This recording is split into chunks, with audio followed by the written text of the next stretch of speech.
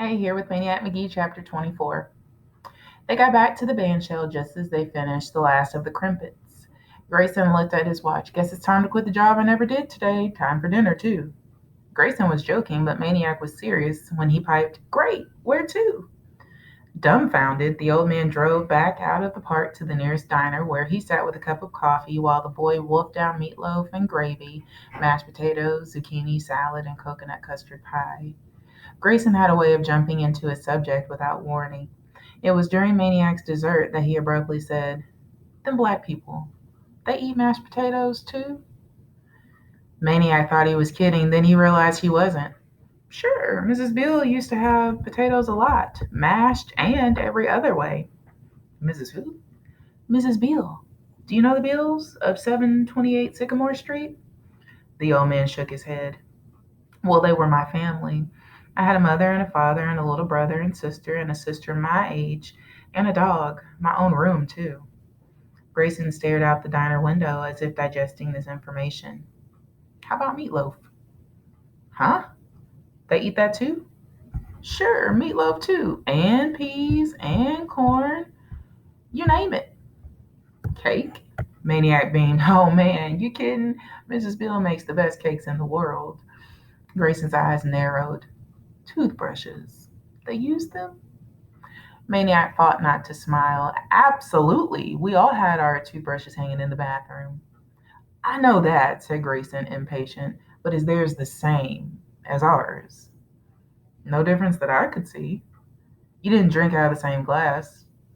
Absolutely, we did. This information seemed to shock the old man. Maniac laid down his fork.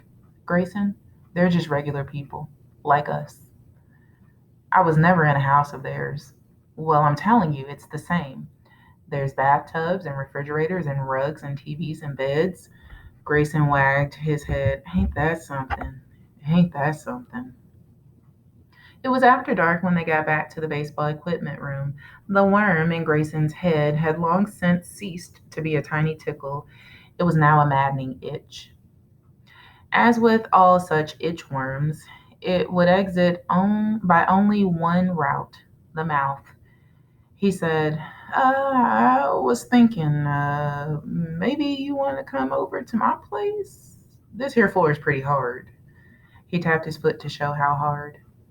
The grizzly gray old park hand could never know how much Maniac was tempted or how deeply the offer touched him. Neither could Maniac explain that the bad luck he always seemed to have with parents had led him to the conclusion that he better stick to himself. Oh, it's not so bad here, he said. Look. He lay down on the chest protectors and closed his eyes. Ah, just like a mattress. I could feel myself dozing off already. And then, not wanting to hurt the old man's feelings, he quickly added, Hey, I told you everything about me. What about you? He pulled Grayson's coat over himself. A bedtime story? Grayson snorted. Story? I don't know no stories. Sure you do, Maniac prodded. About yourself. You know, about you. Everybody has a story. Not me. Grayson was edging for the door. I ain't got no story.